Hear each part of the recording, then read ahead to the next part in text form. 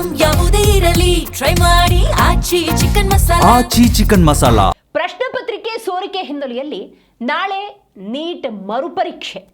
ಅಭ್ಯರ್ಥಿಗಳಿಗೆ ಕಟ್ಟುನಿಟ್ಟಿನ ಹೊಸ ಮಾರ್ಗಸೂಚಿಯನ್ನು ಪ್ರಕಟ ಮಾಡಲಾಗಿದೆ. ಹಾಗಾದರೆ ಮರುಪರೀಕ್ಷೆಯಲ್ಲಿ ಅಕ್ರಮವನ್ನು ತಡೆಯುವಂತೆ ಯಾವ ನಿಟ್ಟಿನ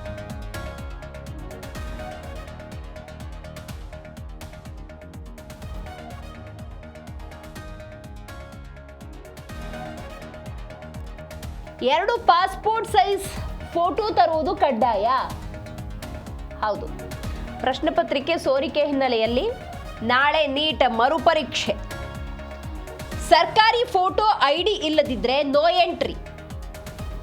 ಎತ್ತರದ ಹಿಮ್ಮಡಿ ಚಪ್ಪಲಿ ಧರಿಸಿದ್ರೆ ಹೆಚ್ಚುವರಿ ತಪಾಸಣೆ, ಅಂದರೆ ಹೈ ಹೀಲ್ಡ್ ಹಾಕೊಂಡು ಬಂದರೆ ಅಂತ. ಹಿಜಾಬ್, ಪಂಜಾಬಿ ರುಮಾಲು ಧರಿಸಲು ಅವಕಾಶವಿದೆ. ಎತ್ತರದ ಹಿಮ್ಮಡಿ ಚಪ್ಪಲಿ ಧರಿಸಿದ್ರೆ ಹೆಚ್ಚುವರಿ ತಪಾಸಣೆ. ಜೊತೆಗೆ ಪಾರದರ್ಶಕ ನೀರಿನ ಬಾಟಲ್ ಕೊಂಡೊಯ್ಯೋದಕ್ಕೆ ಮಾತ್ರ ಅನುಮತಿ ಇದೆ. ಮೊಬೈಲ್, ಸ್ಮಾರ್ಟ್ ವಾಚ್ಗಳಿಗೆ ಕಡ್ಡಾಯ ನಿಷೇಧ ಹೇರಿಕೆ ಮಾಡಲಾಗಿದೆ. ಇಯರ್ಫೋನ್, ಬ್ಲೂಟೂತ್ ಉಪಕರಣಗಳಿಗೆ ಅವಕಾಶವೇ ಇಲ್ಲ. ದೊಡ್ಡ ಬೆಲ್ಟ್ನ ಕೊಂಡಿ ಇರೋದು, ಆಭರಣ ಧರಿಸೋದು ಇವೆಲ್ಲವೂ ಕೂಡ ನಿಷಿದ್ಧ. ಈ ಬಗ್ಗೆ ಹೆಚ್ಚಿನ ಡೀಟೇಲ್ಸ್ ಅನ್ನು ನಮ್ಮ ಪ್ರತಿನಿಧಿ ಭವ್ಯ ನೀಡ್ತಾ ಹೋಗ್ತಾರೆ. ಭವ್ಯ, ಪ್ರಶ್ನೆ ಪತ್ರಿಕೆ ಸೋರಿಕೆ ಹಿನ್ನೆಲೆಯಲ್ಲಿ ನಾಳೆ ನೀಟ್ ಮರುಪರೀಕ್ಷೆಗೆ ಎಲ್ಲ ರೀತಿಯ ಸಿದ್ಧತೆಯನ್ನು ಮಾಡಿಕೊಳ್ಳಲಾಗಿದೆ. ಸೊ ಯಾವ ರೀತಿ ಪ್ರಿಪರೇಷನ್ ಇದೆ, ಏನೆಲ್ಲ ಸೂಚನೆಗಳನ್ನು ಹೊರಡಿಸಿದ್ದಾರೆ? ದಿವ್ಯಾ, ನಾಳೆ ನೀಟ್ ಯುಜಿ ಮರುಪರೀಕ್ಷೆ ನಡೆಯುತ್ತೆ. ಈ ಹಿಂದೆ ಕೂಡ ಬಹಳಷ್ಟೊಂದು ಚರ್ಚೆಗೆ ಗ್ರಾಸವಾಗಿತ್ತು. ಹಾಗೇನೆ ಬಹಳಷ್ಟು ಕಡೆ ಪ್ರತಿಭಟನೆ ಕೂಡ ವ್ಯಕ್ತವಾಗಿತ್ತು. ಪ್ರಶ್ನೆ ಪತ್ರಿಕೆ ಸೋರಿಕೆ ಕಾರಣರಾಗಿದ್ದ ಹಿನ್ನೆಲೆಯಲ್ಲಿ ರದ್ದಾಗಿದ್ದ ಎಕ್ಸಾಮ್ ನಾಳೆ ನಡೆಯುತ್ತೆ. ಅಂದ್ರೆ ಭಾನುವಾರ ನಾಳೆ ಬಹುತೇಕ ಕೇಂದ್ರಗಳನ್ನ ಈಗಾಗಲೇ ಗುರುತಿಸಿರುವಂತದ್ದು.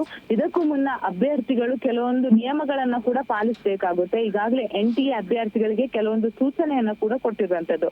ಪ್ರಮುಖವಾಗಿ ಈ ಹಿಂದೆ ಕೂಡ ಡ್ರೆಸ್ ಕೋಡ್ ವಿಚಾರಕ್ಕೆ ಬಹಳಷ್ಟು ಚರ್ಚೆಗೆ ಗ್ರಾಸವಾಗಿತ್ತು.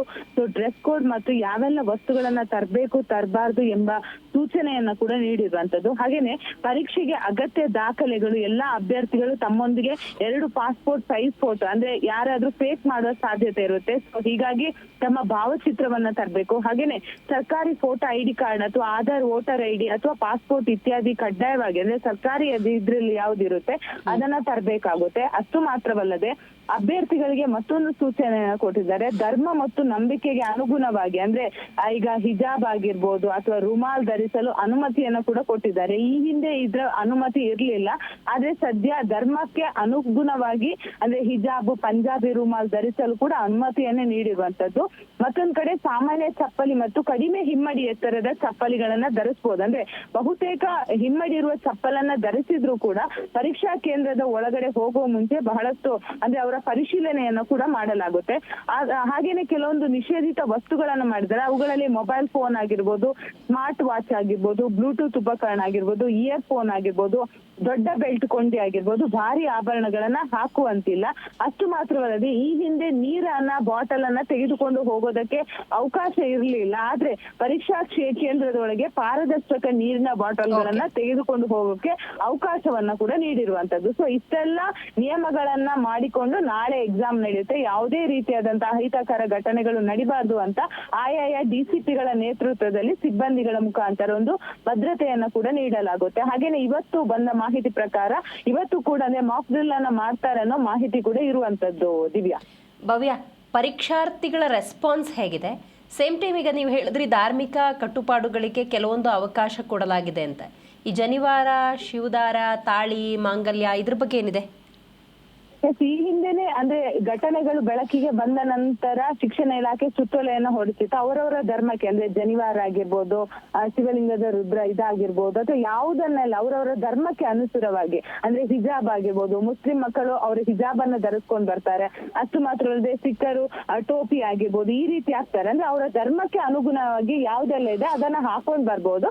ಆದ್ರೆ ಕೊಠಡಿಯ ಒಳಗಡೆ ಹೋಗೋ ಮುಂಚೆ ಪರಿಶೀಲನೆಯನ್ನ ಮಾಡ್ತಾರೆ. ಅದಕ್ಕೆ ಸಪೋರ್ಟ್ ಅನ್ನ ಮಾಡ್ಬೇಕಂದ್ರೆ ಅದನ್ನ ರಿಮೂವ್ ಮಾಡೋದಲ್ಲ, ಜಸ್ಟ್ ಒಂದು ಪರಿಶೀಲನೆ ಮಾಡುವಂತದ್ದು ಇರುತ್ತೆ. ಸೊ ಆ ಸಂದರ್ಭದಲ್ಲಿ ಆಯಾ ವಿದ್ಯಾರ್ಥಿಗಳು ಕೂಡ ಸಪೋರ್ಟ್ ಮಾಡ್ಬೇಕಂತ ಹೇಳಿದ್ದಾರೆ.